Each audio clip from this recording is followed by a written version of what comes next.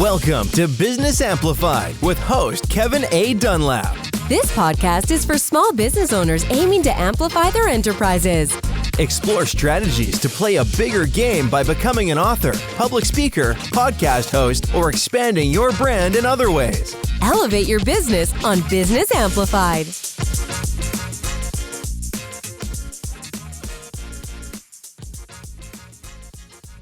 Well, hello, everybody. This is Kevin Dunlap here with Business Amplified. And today we've got a very special treat. We have a gentleman that I just met a few weeks ago, or about a week or so ago. His name is Shane. He actually deals with people that have some additional challenges. Now, I'm going to let him go into more about that and have him show you how he, as an entrepreneur, how he has built a business despite any kind of perceived setback. So, Shane, I do want to say welcome to the show. Thank you for having me on. I really appreciate it.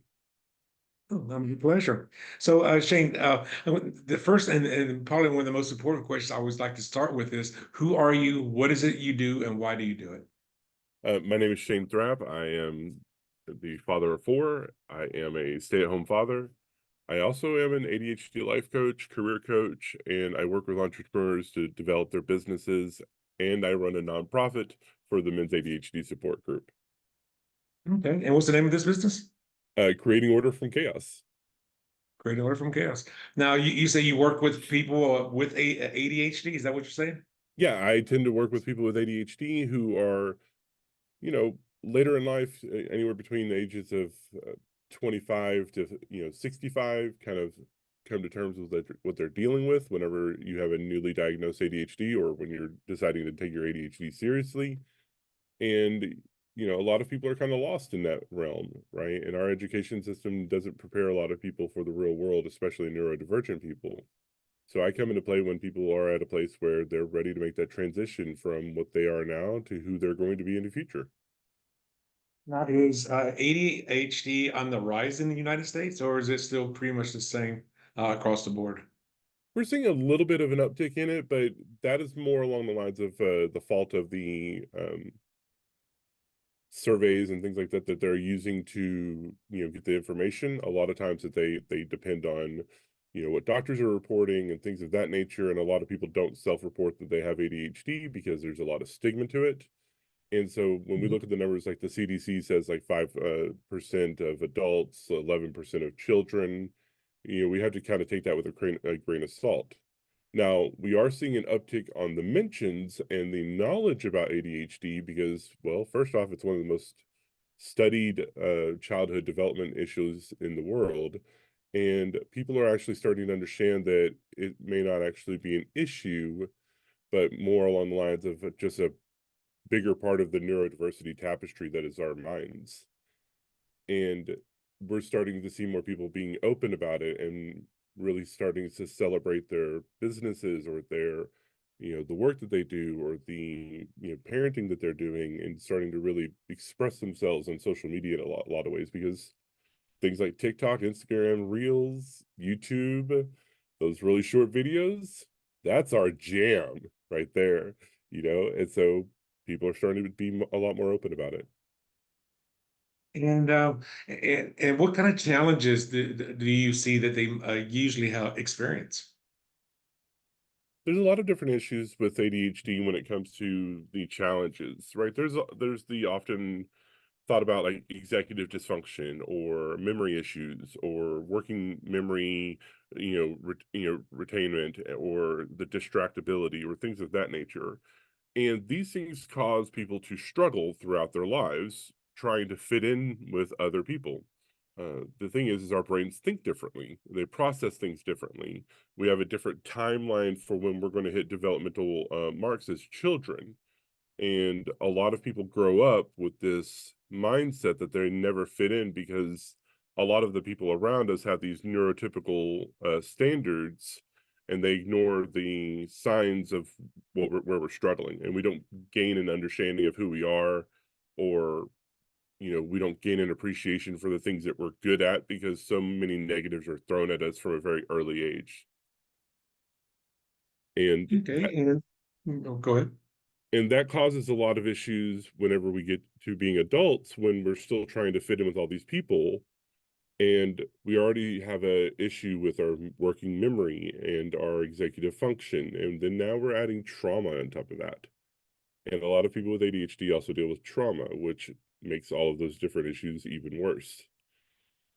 And that's a struggle, right? Never fitting in, never feeling like you're good enough, never feeling like you are actually able to make an impact on the world, stifling your creativity just so because you don't want people to think that you're weird. That creativity is part of the things that make our society so amazing. And then, of course, on top of that, all the challenges of just being self-employed to begin with, finding the right Mhm. clients, finding your niche or niche, however you want to pronounce it, and then dealing with those struggles on top of the those other challenges that they're going through. Right. And, one of the big reasons why I do so many business podcasts as a ADHD coach is because there's so many people out there who are trying to do things in a neurotypical way. And by the way, there's nothing wrong with that. But your brain doesn't, many of our brains do not work that way. One of the reasons why people with ADHD often are, are more likely to be entrepreneurs is because we can't find a workspace where we fit in that values our skill sets. And so we have to develop that. What does that look like? And so along the ways, whenever you're working within your skill set and starting to understand what your values are, they're going to sometimes be very divergent from the way that a neurotypical person works. And it's not until you find that your kind of your toolbox or your owner's manual that works for you that you start to really achieve things in the businesses that you run. Just out of curiosity, the people that you work with, what kind of businesses do they run and operate? And it's also, are they mainly solopreneurs, or do they actually have groups of people or teams? You know, I'm gonna answer the first question because there's a funny story on that one. One of the Okay. people that I'm friends with is a pug photographer, world renowned. Like he has publications across international video blogs and everything of him taking pictures with pugs. It's a super niche The thing. dogs. Yeah, the dogs. And that's it. He doesn't do wedding photography. He doesn't, unless it's pugs wedding photography. He doesn't do anything like that. He simply focuses on photography and pugs. So that's what I mean about finding value in the things that you do. Because how many of y'all, especially the listeners that are out there, as children, had this wild idea of what you wanted to do or what you really enjoyed, and the people around you told you that there's not going to be any money that comes from that, or there's not really any value to that. And you kind of let that thing die off to the wayside. Now, I don't mean imaginary friends or anything like that. I mean those things that we were super passionate about as kids. And Okay. that's a big indicator of where whenever you have ADHD or autism, you actually need to follow that and see if that is something that you can make something from. Um, Fantastic. Because when you say about the guy that takes only pictures of pugs, there's this artist out of New Orleans, Louisiana, and all he paints are blue dogs. One specific blue dog, and that's and what I mean. So the other thing, a part of that question that you had asked is like, what fields do I see a lot of people in? Mostly creative. I see a lot of people who are like, I'm a, I'm a sheetrock guy, but I want to be an interior designer, right? Sheetrock okay. was a thing that his company, his family had started years and years ago, and he kind of fell into it, but he wanted to be an interior designer. I've got other friends of mine who want to teach or help educate or coach, right? I've got other people who are in the military, Marines, Air Force, different branches of that nature. And what we see a lot of times in the science, a lot of people who are really successful at the work that they do who have ADHD or autism are in these fields where there's a little bit of chaos, there's a lot of problem solving. There's a huge amount of creativity. There's this urgency to the work that they do. So there's very clear deadlines. And it's not importance based, right? It's interest based. It's action based. And Okay. that's where we have to really pull people to understand that's what we mean by a person with ADHD having a different type of brain. We think differently. And when you're becoming an entrepreneur and you're dealing with ADHD, autism, or even other learning disabilities, you have to really start to focus on your strengths and understanding what motivates you, like on a personal, subjective level. Okay. So, and I remember when I was growing up, I know I had two people in my high school class that were considered to be hyperactive, and they were. I don't know if you are still doing this now. I don't. Maybe the audience, or even I know you would most likely know this, but I remember they had to be on things like a Ritalin or something along those lines to try to keep them from not acting up or acting out in class. Now, is that still a wide practice now, or has that been kind of Oh, debunked? Or oh no. Ritalin and Adderall and other medications like that are all extremely valid when it comes to managing the core symptoms when it comes to ADHD. Because of the effects of stimulants on the ADHD brain, they functionally speed up a large number of different processes to okay, the other to the other parts of our brain that are already processing at high speeds. And that actually in turn gives us the ability to control our impulses a lot easier, because part of the brain that deals with impulse control is affected by ADHD.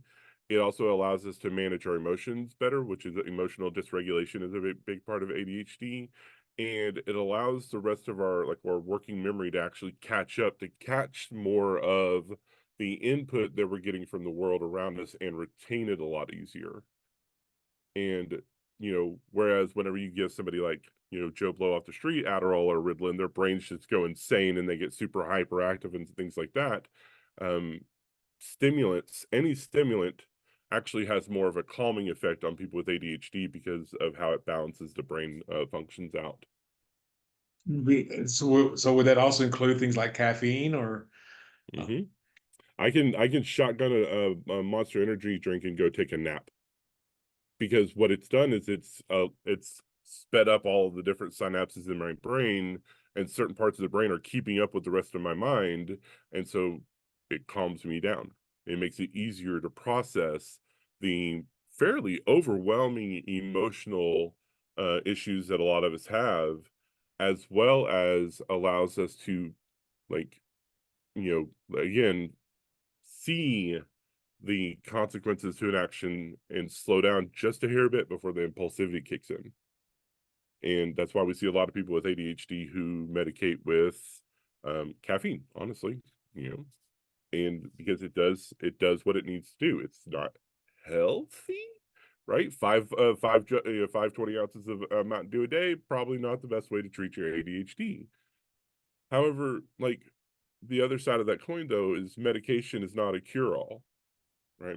I mentioned this earlier, that there's other issues that people with ADHD deal with, like trauma and things of that nature. There's also like the different behavioral issues that we can deal with because of the heightened emotional dysregulation that we have. Because people with ADHD feel things more. And that'll be relevant here in a second whenever I bring this up again. But so therapy has to be a big part of it. And you also have to relearn who you are. And that's where coaching comes into play. I help you go back and find that child who you were at one point and help you discover the tools that allows you to go from being that person that was, you know, amazing then, but then trod upon, and find that person again and bring them forward and like kind of just start pushing that person out into the world. And that's where coaching comes into play. No, just out of curiosity, because I know you said a little bit about um what was the one that you mentioned outside of ADHD? Um, Emotional I dysregulation, forget what it was. Was that? No, emotional dis another kind of challenge that people go through. I inattentive mean, for or example, I have a boss, or previous had a boss that I guess he was moderate Asperger's. So, but the thing is, he was a very smart guy. He owned more than one business. He owned a restaurant, owned a real estate company. So, I mean, he was a very smart guy. But does those also fall into those kinds of categories that you work with? Neurodivergence is essentially anything that's out of kind of the neurotypicality.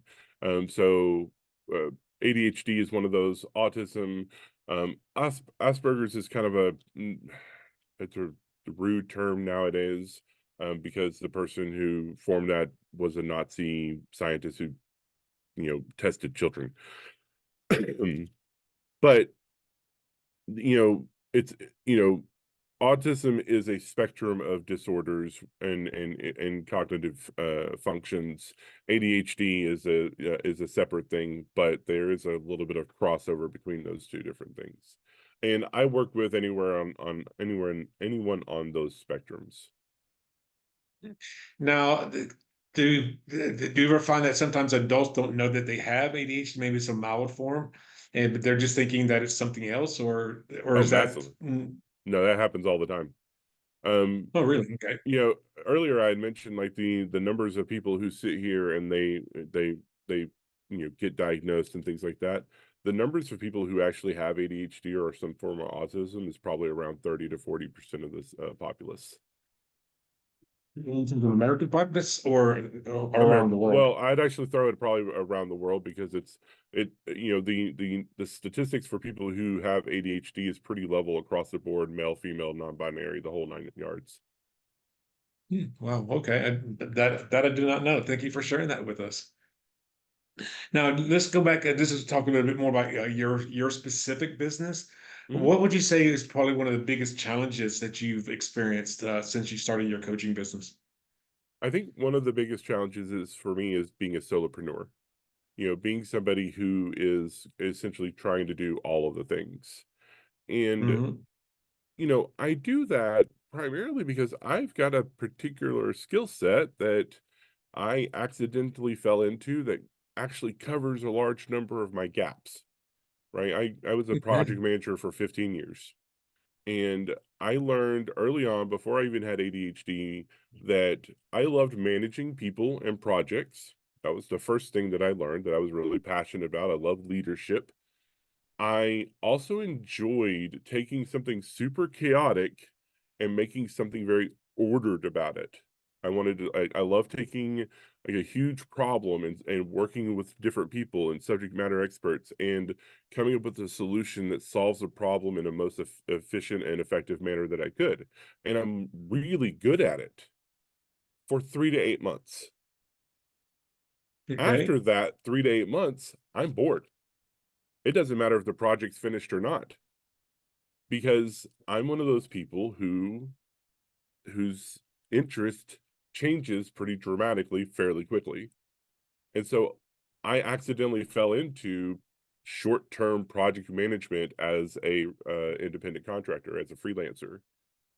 And that was what worked for me. I would go into a headhunter's office. I said, here's my letters of recommendation. Here's my resume. I would like to work for you. I would like you to find me positions that, are project management for 3 to 8 months and who are looking for people to come in, be the dynamic person who's creative and problem solving, and then have somebody that he can train to hand it off.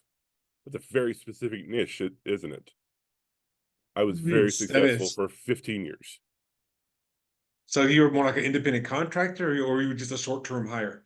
I was a independent contractor, Okay, you know. so you set your own schedule. You came and went as you wanted. Okay. Mhm. Because there's a big difference, because I definitely make sure that people out there understand this, is because if you are a independent contractor, you're doing a contract, like say hiring somebody on Fiverr to do your podcast cover. I mean, you're just there to do one specific gig. Gig's over, and you leave. A short-term hire, or a person being hired or a short-term hire is somebody that has a set schedule. So you got to be here from 9 o'clock to 4 o'clock, or whatever your schedule is. Because I mean, in my second book, or my fourth book, I wrote about this, where I was working as a bartender, and this was a few years ago, a couple of decades ago. And the owner wanted to save money on taxes and such, so she hired all the the bar staff, including myself, and the wait staff as independent contractors. But we had to be, I had to be there from 6 o'clock until midnight or 6 o'clock until 2 in the morning. Like, that is not the definition of independent contractor. There's no independence in that position. So that is remarkable that you were able to do that for so many years. It's all about, and again, I do have to reiterate, I didn't know I had ADHD at the time, right? I didn't know I had Right. autistic tendencies. And, a lot of it came down to just accepting who I was, right? Again, I didn't know these things, but I knew I was different. I knew I thought differently. I had started recognizing, managing so many different people, that the way that I think is so dramatically different than a lot of other people that I had around me. And okay, well, how do I use that? Instead of like letting myself fall down into the pit that I had fell into years before when I was homeless and on drugs and stuff like that, I said, how do I use this? All right, what do I enjoy doing? What are my values? Who am I as a person? Because I didn't learn these as kids. All I learned as a kid was that I was broken, there was something wrong with me.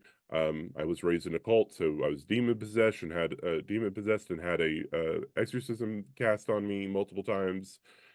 I really developed this sense of just really lost in who I was. All I knew was I was all of these negative things. And so it took a long time to really process through all of that and figure me out. And then I started seeing those little patterns that were there. I don't like finishing contracts, right? I don't like finishing projects, because by the time I get to the finishing project, it's been this maintain period, and that's boring to me. I don't want to maintain. I want to create. That's where my specialty is. I want to create. When I get to maintain, I'm handing it off to somebody else.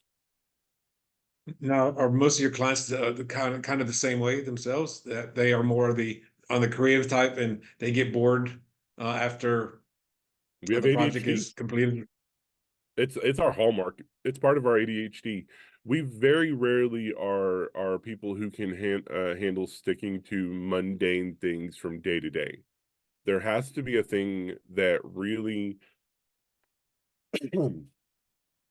there has to be a thing that really resonates with us, because we don't have an importance-based mindset, right? Our brain is designed in interest-based only.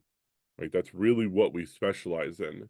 And importance-based mindset is kind of like you tell your employee, hey, I want you to do this thing. You're pushing your importance of what you want that person to do to them. And they, okay, I can do that. You want this done. I understand that. Or, hey, I want to go for a run. I want to get healthier and things like that. I'm going to go for a run because this is important to me. Mhm. And that's not really how we resonate. We resonate Okay. on things that are, there's an acronym out there called NICUP: novelty, interesting, challenging, urgency, passion. That's what drives us, right? Are there ways that we can make this a new experience? Well, we do that all the time, because we've often got 55 hobbies that we're working on, 4 books, 17 different things that we're doing creatively. We have this huge laundry list of all the new things that we're doing, right? But then we find something that's much more interesting, and so we jump over that because it's novel and it's interesting. We find a lot of success when we challenge ourselves, right? Or when people around us challenge us, right? When we have that healthy level of competitiveness, a lot of us can really drive forward with that. We love to prove people wrong. We have a very innate sense of social justice. This is the rules, especially if you're on the autism spectrum. Like, these are the rules. This is what you're supposed to do. This is how you're supposed to do it. We get really rigid thinking sometimes. But that's kind of where we have to find that challenge that gives us the things that we enjoy. There has to be this level of urgency around the work that we do. So there has to be something that is pulling us in to sit here and say, okay, this is due by this day. I know you don't think it's important, but this is when it's due. Here's the clear due date. All right. And this is the responsibility that you have. So now we have to follow that deadline. And if we can sit here and kick that back up to that, okay, I gave my word, social justice, rule following, I gave my word, I'll have it done by then we start really crunching it down. However, we do it in our own timeline, and that timeline may not make sense. You may give it to us 3 weeks before it's due. We are going to do it 3 days before it's due. Because that's how our brains work a lot of times. And then it has to follow our passions. And one of the big parts about that is, I don't mean like, oh, I have this no, we have this driving passion. People with ADHD feel things more. That means happiness, sadness, depression, anxiety, paranoia, PTSD, trauma of any type, anxiety, joy, creativity, inventiveness, all of these different passions, and they can shift from time to time. And so our businesses and the work that we do has to shift from time to time. And so we have to design our businesses around that kind of function. Okay. And then how did you discover that you had ADHD? Was it something that you went to saw a doctor about, and he or she may have said that, or was it more of a self-diagnosis, or how did you discover that? So my oldest son we had teachers call in and they were like, hey, we believe your son has ADHD, and I was like, oh, okay. And his mother, my ex-wife, was not supportive of mental health. I said, okay, well, the only person who's going to help my son is going to be me then, because she's not going to help him. And so I started studying about ADHD, and I got fascinated with it. It was a hyper focus actually, it's still my hyper focus. And the more I started learning about it, the more I started seeing a lot of different parallels in my life. Like, oh, crap. And I'm not one of those people that whenever I get interested in a subject, I stop studying it. I always study it. And so the more I started doing it, I was like, I think I have ADHD. And I remember I ran into my living room where she was my girlfriend at the time. We hadn't got married yet. And I was like, hey, I think I have ADHD. And she was like, you didn't know? And I'm like, no, I didn't know. How was I supposed to know? I was like, how long have you known? And she was like, since I saw your dating profile. And I'm like, why didn't you say something? She's like, I just thought you were being a dude about it. And I was like, no, I didn't know. She goes, oh, honey. Stop doing that. But it was, because she's a special needs teacher, so she gets this stuff. And so she's like, okay, well, now that you know, what are you going to do about it? I'm like, I don't know what to do. And that was it. That was what actually started the whole bug in my head about getting treatment for ADHD. And then I started trying to find a psychiatrist who treated people with ADHD, adults with ADHD. And the first doctor I went to, she's like, oh, no, you have depression. Oh, I don't think so. I'm not like a sad person most of the time. I'm actually a pretty like easygoing guy. I just have a hard time getting started with things. And she's like, yeah, but that sounds like depression. I'm like, okay. And so she started me on some SSRIs, and that was a horrifyingly bad thing to do. People with ADHD and SSRIs should not happen. Personal opinion, I am not a doctor. Do what the hell your doctor tells you. I'm sorry, do what the heck your doctor tells you to do. But that being said, it took me 3 different doctors to finally get one who actually even believe I had ADHD and at least test me on it. And that took me like heavily advocating for myself to sit here and say, hey, look, I think I have ADHD. I want you to test me for it. I don't want you to diagnose anything else until we at least rule out ADHD. And we went through the whole testing process, and they're like, oh, no, you definitely have ADHD. And I'm like, oh, okay, cool. What do we do about it now? Here's some medicine, go see a therapist. All right. And then before we wrap up here, so if an audience member thinks that they're on borderline, maybe they have something, the same kind of symptoms that you're going through, what would you recommend for them to do, given the fact there's often a negative stigmatism around any kind of disorders? yeah, What I learned then was I had to advocate for myself, and I had to tell the doctors, I believe I have ADHD, and then stick to your guns. And if that doctor doesn't help you, then find a doctor who will. Even if it's to rule it out, even if it's to find out that maybe it's a spectrum ADHD or autism spectrum disorder issue or things of that nature. Your mental health is super important, and people need to take it very seriously. Okay. So if somebody is kind of on the borderline, they may want to speak with you about it, or possibly they already know that they have it and they may want to talk with you about maybe even hiring your coaching services. How would they be able to get a hold of you? You can find me at you can find me at creatingorderfromchaos.com, or essentially anywhere on the social media. Look up Creating Order from Chaos. I'm all over the place. Okay. Well, Shane, I'm glad that you joined us today, and thank you for telling me about your ride and the fact that you were being very vulnerable and humble about the stuff that you went through. Because some people would be very private about things like that. So I do want to say I thank you for sharing like that. I appreciate it. Thanks for having me on, man. I appreciate it a lot. It was been my pleasure. And if you guys actually like this show, go ahead and you think you might want to be a guest on our show. So go ahead, go to our website or go to our calendar at optimalperformanceacademy.org/pre-interview. Again, it's optimalperformanceacademy.org/pre-interview. And we'll see about, we'll do a 15-minute interview to see if you're good for our show. If you want to get a hold of Shane, just go to Creating Order from Chaos .com, or just look at it in the show notes below. Well, Shane, again, thank you for being on our show today, and I wish you all the best. Thank you so much. You have a great day. Okay, thank you. Thanks for tuning in to another empowering episode of Business Amplified with Kevin A. Dunlap. If you found value in today's insights, don't forget to subscribe, rate, and share the podcast. Keep amplifying your business. And remember, your success journey is our inspiration. Until next time on Business Amplified, go out there and make your business thrive.